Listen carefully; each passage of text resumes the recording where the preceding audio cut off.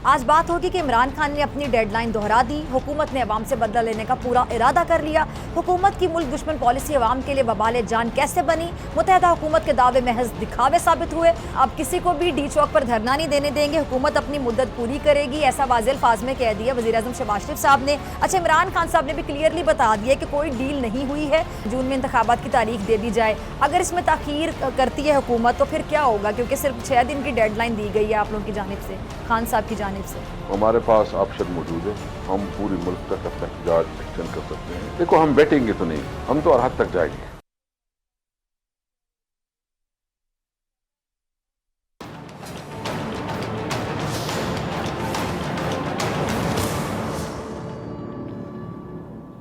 अस्सलाम वालेकुम नाज़रीन, मैं हूं डॉक्टर फ़िज़ा अकबर खान और मैं हूं पाकिस्तान, और आप देख रहे हैं पाकिस्तान के सबसे बड़े न्यूज़ चैनल का नंबर 1 प्रोग्राम ऐसे नहीं चलेगा।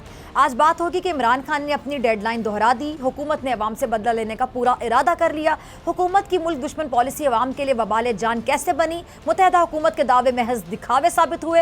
हुकूमत ने IMF के सामने हथियार डाल दिए। लेकिन सबसे पहले चलते हैं आज की कहानी की जानिब। एक घर के सरबराह को इस बात पर गुरूर था कि उसके बगैर उसके घर का निज़ाम ही नहीं चल सकता। उसकी छोटी सी दुकान थी जिससे उसको थोड़ी बहुत आमदनी होती थी, और उसके घर जो है उसका समझे कि उस आमदनी से ही चूल्हा उसके घर का जलता था। अच्छा, चूंकि कमाने वाला वो अकेला था ना, तो इसलिए उसे लगता था कि उसके बगैर उसके घर वाले कुछ नहीं कर सकते। एक दिन वो शख्स एक बुज़ुर्ग की महफिल में पहुंचा। बुज़ुर्ग फरमा रहे थे, ये गुरूर बेकार चीज़ है कि जी मेरे बगैर घर या मुआशरा नहीं चल सकता, सबको अपने नसीब और किस्मत के मुताबिक मिलता है। घर के सरबराह ने बुज़ुर्ग से कहा कि मैं दिन भर कमा कर जो पैसे लाता हूँ उसी से मेरे घर का खर्च चलता है, मेरे बगैर तो मेरे घर के सब लोग भूखे मर जाएंगे। बुज़ुर्ग बोले, ये तुम्हारा वहम है, हर कोई अपनी किस्मत का खाता है। उस पर उस शख्स ने कहा कि आप अपनी इस बात को साबित करके दिखा दे तो मैं मान जाऊँगा। अच्छा, बुज़ुर्ग ने कहा कि ठीक है, तुम बगैर किसी को बताए घर से 1 महीने के लिए गायब हो जाओ। उस शख्स ने ऐसा ही किया, गायब हो गया। उसके घर वाले बहुत दिनों तक परेशान रहे और हालात की चक्की में पिसते रहे। गाँव वाले आखिरकार उनकी मदद के लिए सामने आ गए। एक ज़मींदार ने उसके बड़े लड़के को अपने यहाँ मुलाजमत पे रख लिया। गांव वालों ने मिलकर लड़की की शादी कर दी। एक शख्स छोटे बेटे की पढ़ाई का खर्च देने को तैयार हो गया। 1 महीने बाद वो शख्स छुपता छुपाता कह लें कि रात के वक्त अपने घर आ गया, लेकिन घर वालों ने दरवाज़ा नहीं खोला। जब वो बहुत गिड़गिड़ाया, उसने सारी बातें बताईं, तो उसकी बेगम ने दरवाज़े के अंदर से जवाब दिया कि हमें अब तुम्हारी ज़रूरत नहीं है, अब हम पहले से ज़्यादा खुशहाल हैं। इस तरह उस शख्स का जो सारा गुरूर है, तकब्बुर है, चूर चूर हो गया। अब नाज़रीन, दुनिया का निज़ाम किसी के लिए भी नहीं रुकता, लेकिन नून लीग ये समझती रही कि उसके बगैर शायद मुल्क चल ही नहीं सकता।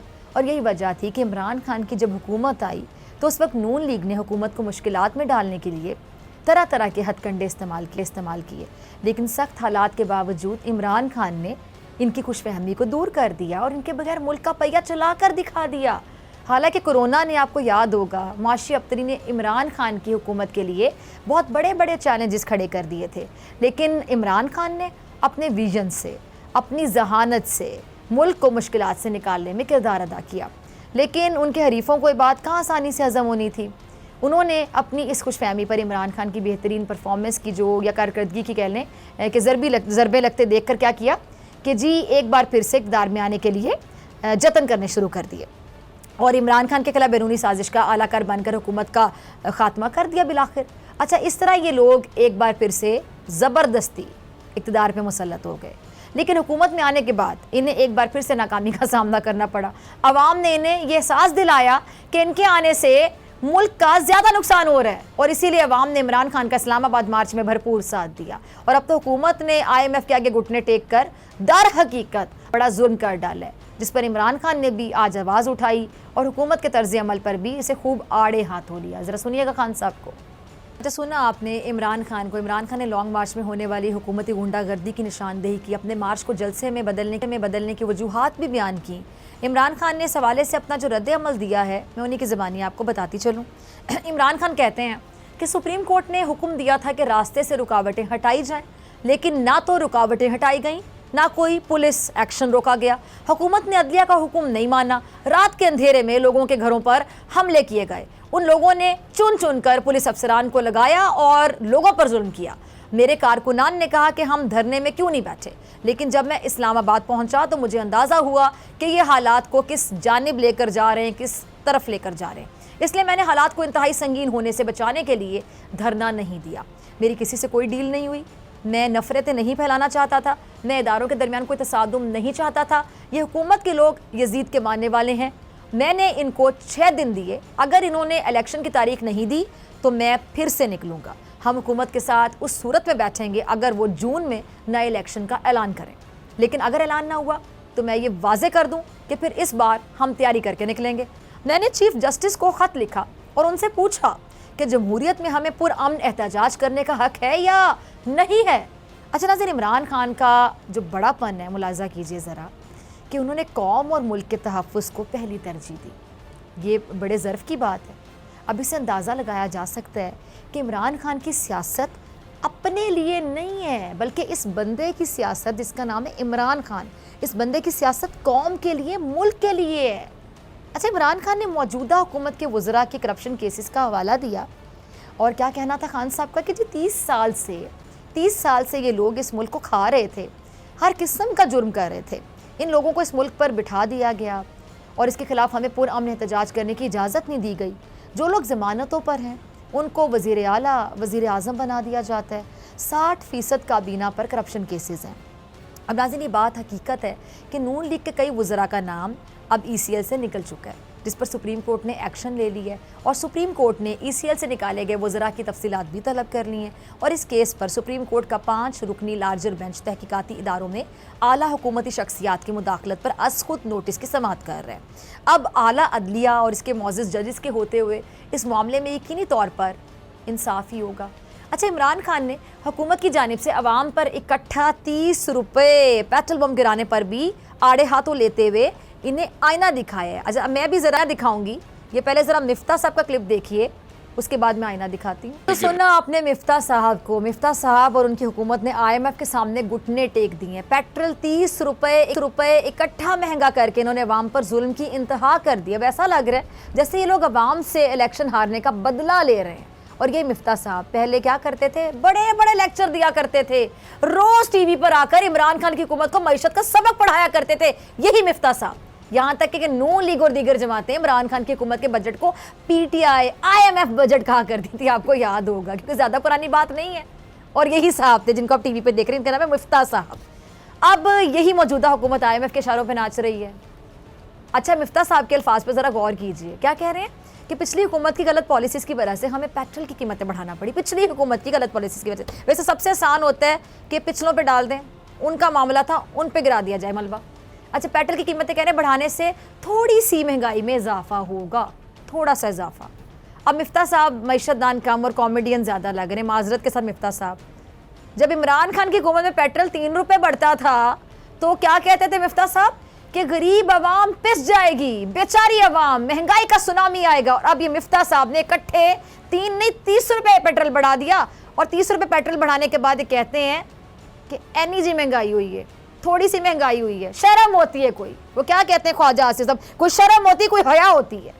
अच्छा मिफ्ता साहब, आपने शायद थोड़ी सी बात, जिस आपने कहा थोड़ी सी महंगाई हुई, 30 रुपये बढ़ने से सिर्फ थोड़ी सी हुई है, तो इसी तरह आपने शायद दुरुस्त कहा कि आपकी फैक्ट्री में बनी हुई जो टॉफ़ी है ना, जो 2 रुपये की मिलती थी, वो ज़्यादा से ज़्यादा 5 रुपये की हो जाएगी। 2 रुपये और 5 रुपये में थोड़ा सा फ़र्क होता है अगर देखा जाए, और इससे मेरे ख्याल से कोई ज़्यादा फ़र्क नहीं पड़ेगा। शायद आप सही कह रहे हैं।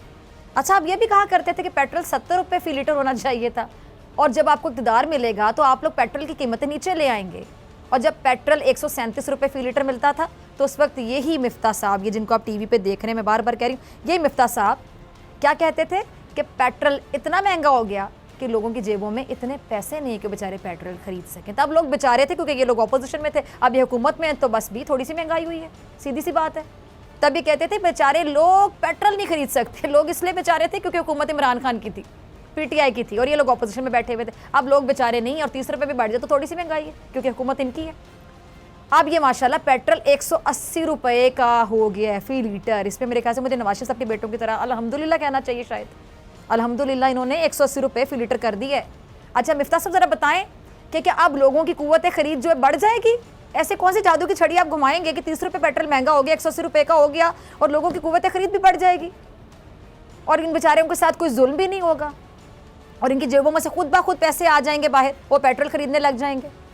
अच्छा मिफ्ता साहब, अब मेरे ख्याल से हमें इस बात का जवाब चाहिए, और ये जो ज़बानी कलामी बातें हैं ना, ज़बानी जवाखर बहुत हो गया।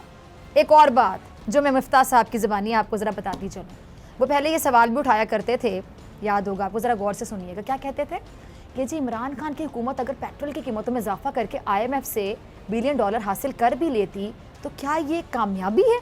अब मैं ज़रा मिफ्ता साहब को कहती हूँ कि अब आपने पेट्रोल 30 रुपये बढ़ाकर कौन सी कामयाबी के झंडे गाड़ लिए भाई? और तो और मिफ्ता साहब ने यह भी कहा था कि वो इमरान खान की हुकूमत को पेट्रोलियम मसनूआत की कीमतों में 1 पैसा बढ़ाने की इजाज़त नहीं देंगे।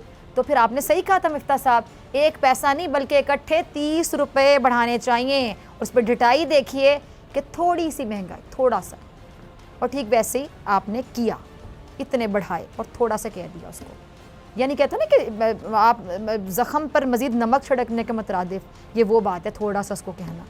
अब पेट्रोल की कीमतों में 1 पैसा इजाफा करके मुझे समझ नहीं आई कि इनको फ़ायदा क्या हुआ। ये जो इतना इन्होंने इजाफा कर दिया, इनको फ़ायदा क्या हुआ?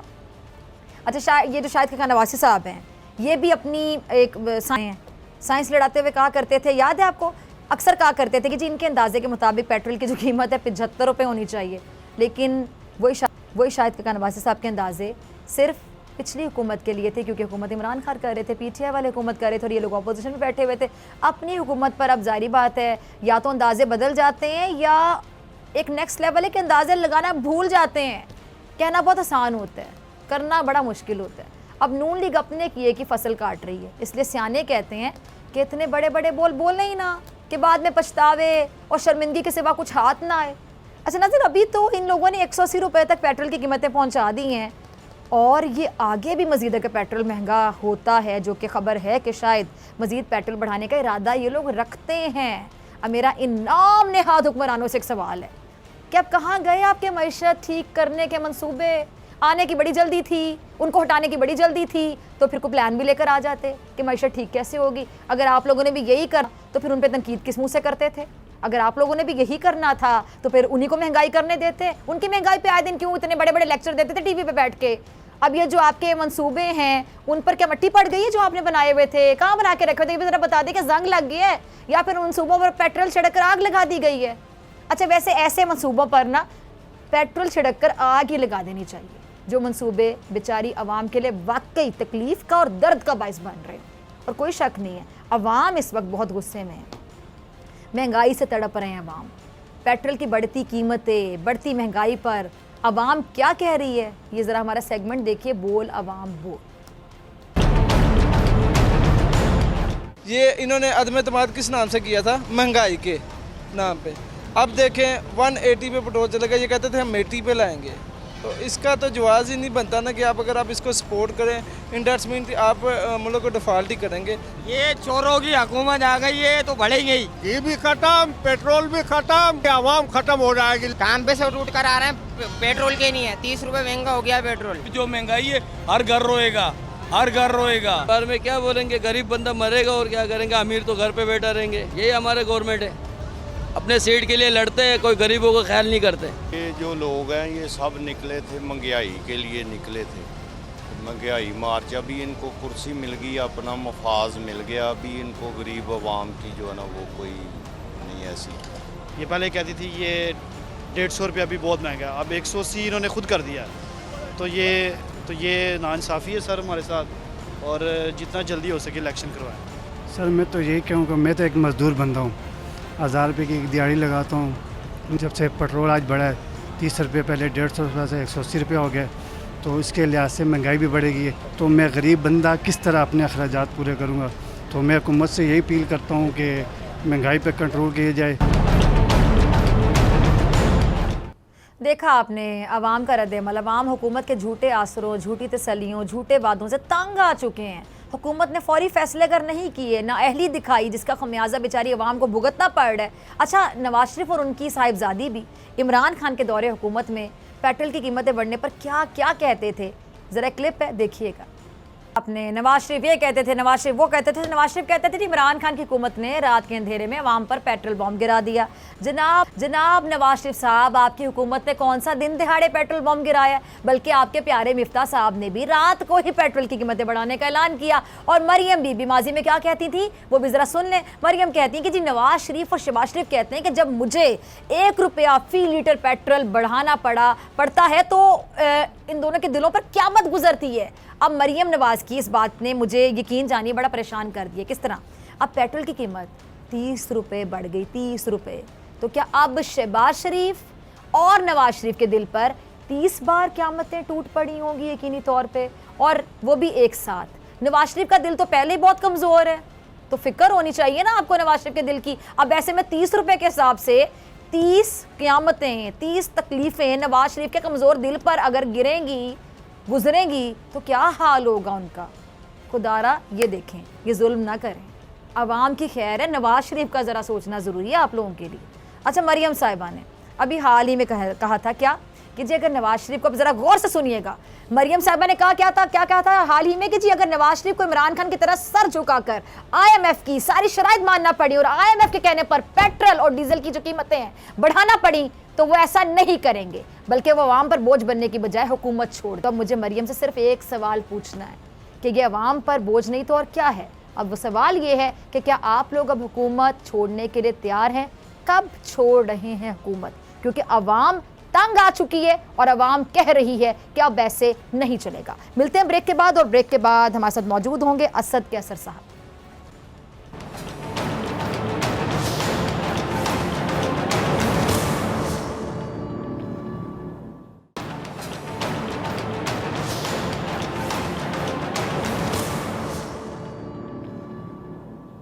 वेलकम बैक नाजरीन। अब किसी को भी डी चौक पर धरना नहीं देने देंगे, हुकूमत अपनी मुद्दत पूरी करेगी, ऐसा वाज़ेह अल्फाज में कह दिया वज़ीर आज़म शहबाज शरीफ साहब ने। अच्छा, इमरान खान साहब ने भी क्लियरली बता दिया कि कोई डील नहीं हुई है, हालात ख़राब हो सकते थे, खून खराबे से बचने के लिए, इंतशार से बचने के लिए इस्लामाबाद से वापस गए हैं। और पेट्रोल बॉम्ब जो गिरा दिया गया, अवाम बड़ी परेशान है क्योंकि महंगाई का नारा लगा के ये हुकूमत आई थी और इन्होंने कहा था कि जी महंगाई बहुत ज़्यादा हो गई है, इमरान खान साहब की हुकूमत को घर जाना होगा। लोगों के साथ बड़ी हमदर्दियाँ थी इन लोगों की जब भी ऑपोजिशन में थे, अब खुद हुकूमत में आ गए तो आप लोगों ने महंगाई क्यों कर दी? और पेट्रोल बॉम्ब जो गिरा दिया गया वो क्यों गिरा दिया गया? अच्छा, उसकी जिम्मेदारी भी बड़ी स्मार्टली PTI हुकूमत पर डाली जा रही है कि जी IMF के साथ जो इनका मुआहदा था उसकी खिलाफ वर्जी की गई, सब्सिडी क्यों दी गई, इस तरह के बहाने किए जा रहे हैं। हम हीले बहाने कह सकते हैं कि पुरानों पर जिम्मेदारी आप डाल रहे हैं। तमाम सवालों के जवाब तलाश करेंगे। मेरे साथ मौजूद मेहमान मौजूद हैं, सीनियर रहनुमा तहरीक इंसाफ असद कैसर साहब। असद कैसर साहब, बहुत शुक्रिया वक्त देने के लिए। अच्छा असद कैसर साहब, अब किसी को डी चौक पर धरना नहीं देने देंगे, हुकूमत मुद्दत पूरी करेगी, वज़ीर आज़म शहबाज शरीफ साहब का ये कहना है, अब क्या करेगी आपकी पार्टी?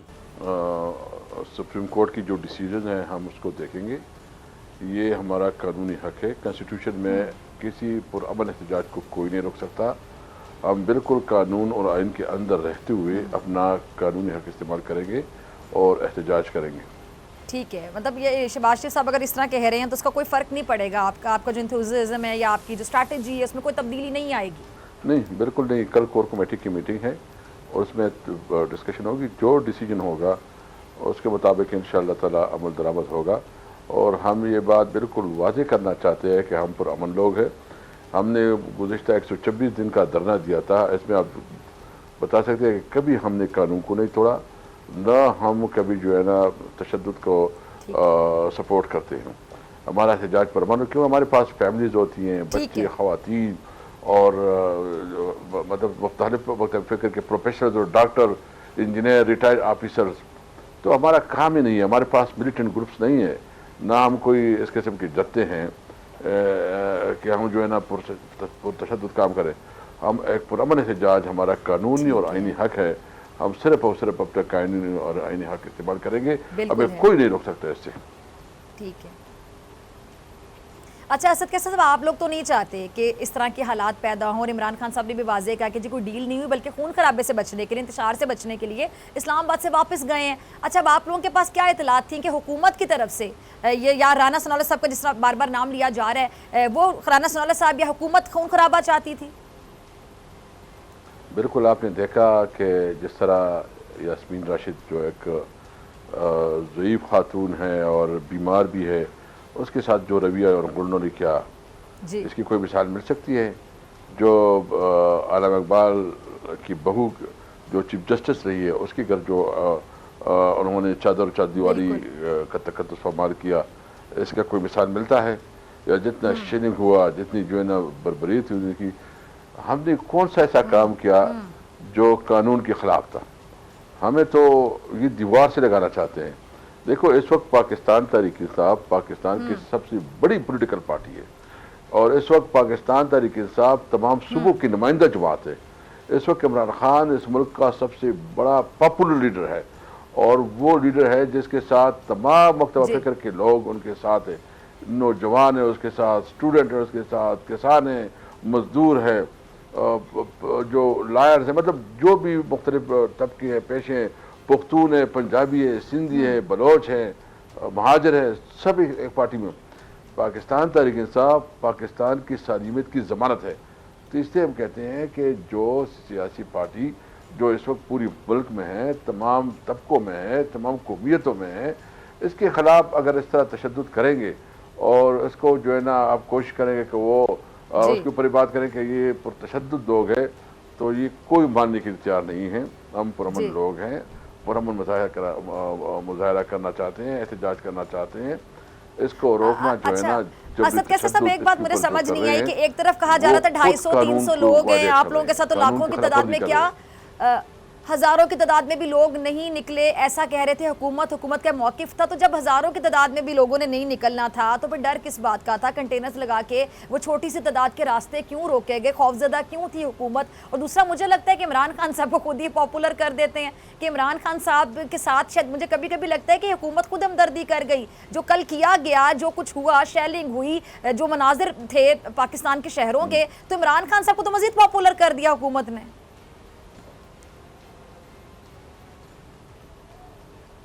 नहीं, सबसे अहम बात तो ये है कि जब इनकी अपोजिशन में थे, हम हुकूमत में थे, तो 3 धरने हुए, 3 जलसे हुए। मुस्लिम लीग नून ने यहाँ लॉन्ग मार्च किया, हमने कोई रुकावट नहीं डाली। मौलाना फजल रहमान ने 2 दफ़ा लॉन्ग मार्च की, ना हमने रुकावट डाली न गिरफ्तारियाँ की। बिलावल भुट्टो ने लॉन्ग मार्च किया, हमने कोई रुकावट नहीं डाली। हम बिलीव करते हैं कि जमहूरियत तो ये कहते हैं, लेकिन जो रवैया उन्होंने किया ये तो जमहूरियत का जनाजा निकाल रहे हैं, ये तो कोई और माहौल पैदा करना चाहते हैं।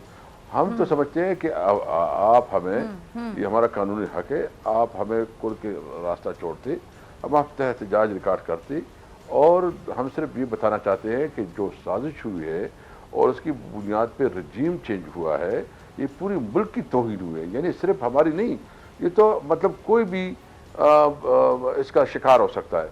अगर पाकिस्तान अपनी पॉलिसी में आज़ाद नहीं है, पाकिस्तान अपने इंटरनल मामलात में आज़ाद नहीं है, अगर पाकिस्तान अपनी आज़ाद खारिजा पॉलिसी नहीं बना सकता, तो वो फिर पाकिस्तान तो नहीं हुआ, वो तो आज़ाद मुल्क नहीं हुआ। कायदा ने तो पाकिस्तान इसलिए नहीं बनाया था कि इस किस्म का पाकिस्तान होगा कि बाहर से उसको डिक्टेशन मिलेगा, बाहर से साजिश होगी, फिर रजीम चेंज होगा। हम तो इस वक्त जो जद्दोजहद कर रहे हैं, हम हकीकी आज़ादी के लिए कर रहे हैं कि ये मुल्क हमारा है, हमने अपनी फैसले करने हैं, हमने अपने मफादात के मुताबिक पॉलिसी बनानी है, हम किसी की डिक्टेशन नहीं लाएंगे। असद कैसर साहब, आपने कायदे आज़म का जिक्र किया, मानेंगे हम सिर्फ और सिर्फ। असद कैसर साहब, आपने कायदे आज़म साहब का जिक्र किया, तो अल्लामा इकबाल ने भी पाकिस्तान का ख्वाब देखा था। उन्होंने कभी सोचा होगा कि इसी पाकिस्तान में मेरी बहू बेटियों के साथ ये सलूक किया जाएगा जो जस्टिस रिटायर्ड नासिरा जावेद साहिबा के साथ किया जा रहा था? क्या कसूर था उनका?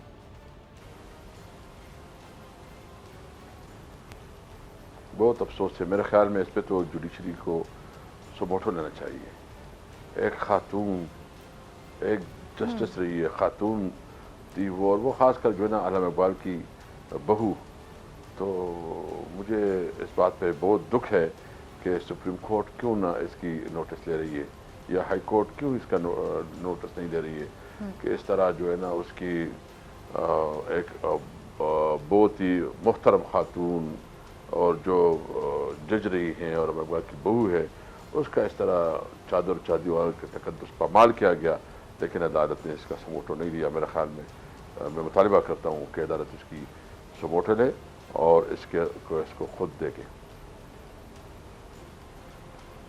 अच्छा, कल डॉक्टर यास्मीन राशिद साहिबा मेरे साथ प्रोग्राम में मौजूद थी, असद कैसर साहब, उन्होंने कहा कि जब उनकी गाड़ी के शीशे तोड़े जा रहे थे या जो मनाजिर वहाँ पे देखे जा रहे थे लाहौर में, तो उनका ये कहना था कि जो हरासा करने वाले थे उनमें से खुद कुछ माफ़ी मांग रहे थे कि मैडम हम आपकी बहुत इज्जत करते हैं, लेकिन ज़ाहिरी बात है हमारे ऊपर भी प्रेशर है।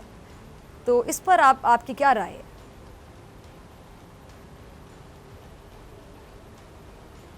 देखिए, इस तरह अगर इदारों को आप अपनी ज़ाती इंतकाम के लिए इस्तेमाल करेंगे तो वो तो मुल्क नहीं चल सकेगा। ये किसी की ज़ाती ग़ुलाम तो नहीं है, ज़ाती नौकर तो नहीं है, ये तो कानून के मुताबिक काम करते हैं। अगर आप कानून को भी अपने लिए इस्तेमाल करें और उस इदारों को अपने के लिए इस्तेमाल करें तो इससे बड़ा शर्मनाक काम क्या हो सकता है। फिर खातून की एक नाती खातून जो उम्र रसीदा है, डॉक्टर है और बीमार भी है, इसके खिलाफ इस किस्म की हरकत करती है तो ये बहुत बड़ा फाशिज्म है और इसकी जितनी मजम्मत करे वो कम है। ठीक है असद कैसर साहब, मुझे ब्रेक का कहा जा रहा है और भी बहुत से सवाल हैं। असद कैसर साहब हमारे साथ मौजूद है। नाजरीन, आपसे मुलाकात होगी ब्रेक के बाद।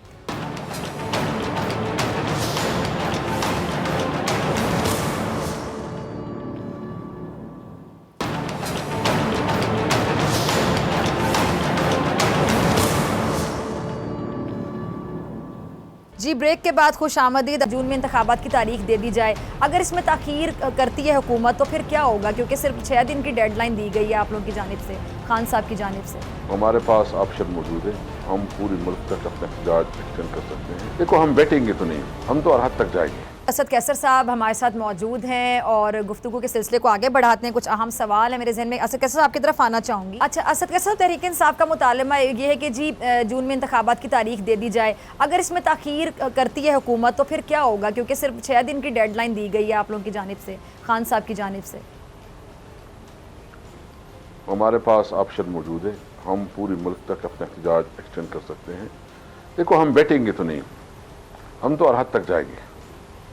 ये हमारा हक है, हम अपने कानूनी हक के लिए जंग लड़ रहे हैं। किसी भी सूरत में हम अपने मौक़िफ़ से पीछे नहीं हटेंगे। ये हुकूमत अगर ये समझती है कि इसकी गलतफहमी होगी, अगर इनको इतना बड़ा नाज है तो ये इलेक्शन में जाए ना, इस पर क्या उसकी रुकावट है? ये इलेक्शन में जाए और उसको पता चल जाएगा कि उसकी क्या पॉपुलरिटी है। इनको तो बड़ा ज़ाम है कि हम पंजाब में बहुत बड़ी कुव्वत है मुस्लिम लीग। ये क्या हुकूमत है? चूचू का मुरब्बा है। एक तरफ जो है ना एक फैसले के लिए 10-10 लोगों को बुलाना पड़ता है, उसको राज़ी करना पड़ता है। फैसले से हो नहीं रही, इकानमी से संभल नहीं रही, इकानमी की जो सूरत हाल है। और उस वक्त जो हमारे खिलाफ ये महंगाई मकाओ मार्च करते थे और रोज़ाना जो इनकी आपकी टीवी पे सारे क्लिप मौजूद है, अगर आप वो दिखा सकते हैं कि मुफ्ती इस्माइल कल क्या कह रहा था और आज क्या कर रहा है, मरियम नवाज कल क्या कह रही थी और आज क्या कह रही है। तो ये सब जो है कौम को आया हो जाएगा। मुझे समझ नहीं है कि कैसे आवाम को फेस करेंगे। इतनी इन्होंने पेट्रोल महंगा कर दिया, उसकी वजह से जो लोगों के ऊपर असरात पड़ेंगे। ये कहते हैं कि तुम्हारे पास क्या फार्मूला था? भाई, हमारे पास फार्मूला था। हमने रशिया के साथ बात की, उसके साथ नेगोशिएशन शुरू की थी। हमें 30% जो है सस्ता तेल दे रहे थे, गैस दे रहे थे, गंदम सस्ता दे रहे थे। ये मौका था, इंडिया अगर कर सकता तो हम क्यों नहीं कर सकते? पेट्रोल महंगा करने पे असद कैसर साहब वो जिम्मेदारी भी इन्होंने आप लोगों की हुकूमत पे डाल दी। ये कह रहे हैं कि जी तहरीक इंसाफ के साथ मुआहदे की खिलाफवर्जी की थी, जो लोगों को रिलीफ पहुंचाए, सब्सिडी दी थी। पेट्रोल महंगा करने का मलबा आप लोगों पे गिरा दिया है कि आप लोगों ने IMF के मुआहदे की जो मुआहदा था उसकी खिलाफ वर्जी की थी। आप लोगों ने सब्सिडी क्यों दी थी? ये मौकिफ दे रहे हैं।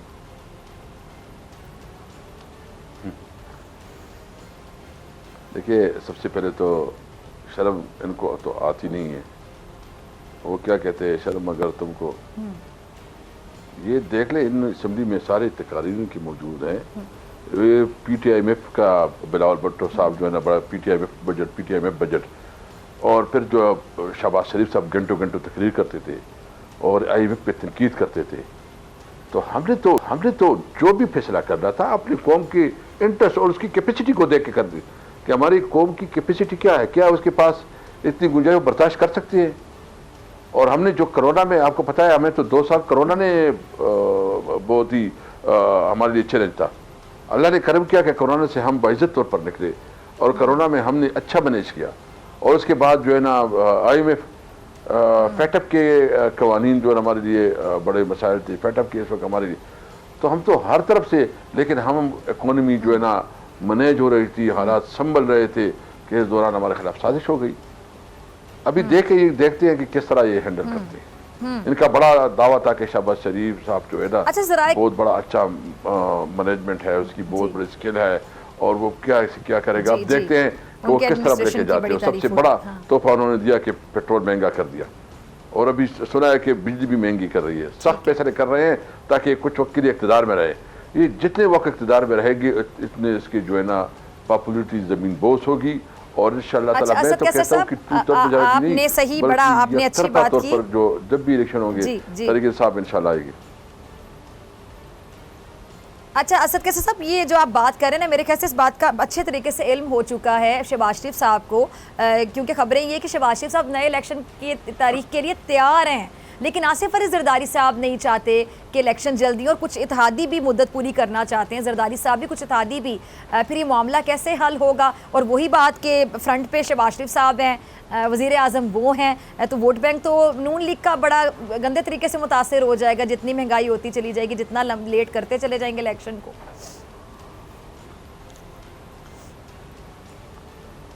बिल्कुल आप ठीक कह रहे हैं। इसका सबसे ज़्यादा बड़ा इफेक्टिव जो है ना वो नून लीग होगा, और नून लीग को जो है ना इसका खुद, क्योंकि जरदारी ने उसके साथ पूरा हाथ कर दिया है, और ये इसका सबसे बड़ा जो है ना क्योंकि पीपल पार्टी तो सिर्फ सिंध की पार्टी, और सिंध की पार्टी कराची की भी नहीं है, तो सिर्फ अंदरून सिंह की पार्टी, उसके पास इतनी वो नहीं है, इसका इशू नहीं है वो। लेकिन मेन मसला मुस्लिम लीग का है जो इसका इंशाअल्लाह ताला इसका मजा चखेगा। Thank you. बल्कि सब में अगर मेरे को फ़ायदे में पीपल्स पार्टी रहेगी तो गलत नहीं होगा, इन सब में अगर देखा जाए तो।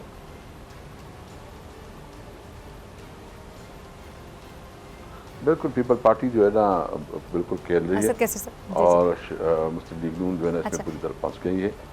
और ये अच्छा असद के साहब, आपने कहा उनके साथ हाथ हो गया है, नून लीग वालों के साथ आसिफ अली जरदारी साहब ने हाथ कर दिया बड़ा स्मार्टली, तो ठीक है असद के साहब आप कह रहे हैं कि नून लीग के साथ हाथ कर दिया आसिफ अली जरदारी साहब ने। हाथ मौलाना साहब के साथ भी बहुत दफ़ा हुआ है, पता नहीं क्या क्या वो बनना चाहते थे, उनके बारे में क्या कहेंगे आप?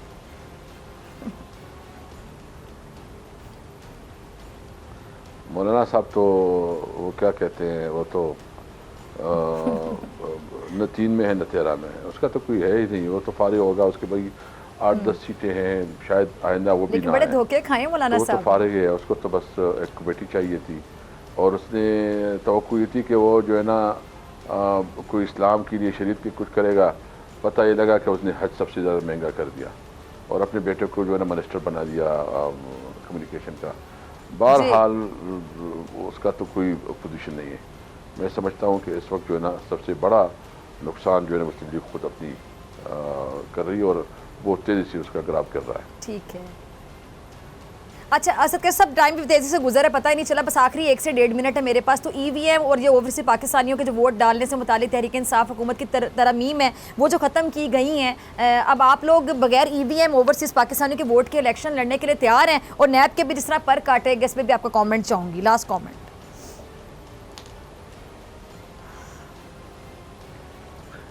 मैं समझता हूँ कि इन्होंने बड़ा जुल्म किया। देखो इसमें मेन स्टेक होल्डर PTI है, PTI को एतमाद में ना लेकर ये रिग इलेक्शन करना चाहते हैं।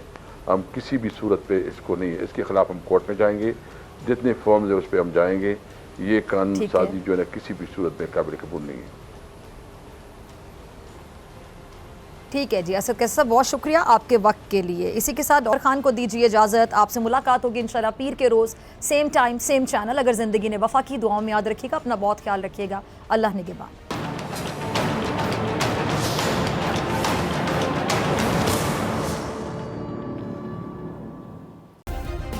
सब्सक्राइब करें और बेल दबाएं ताकि कोई खबर रह न जाए।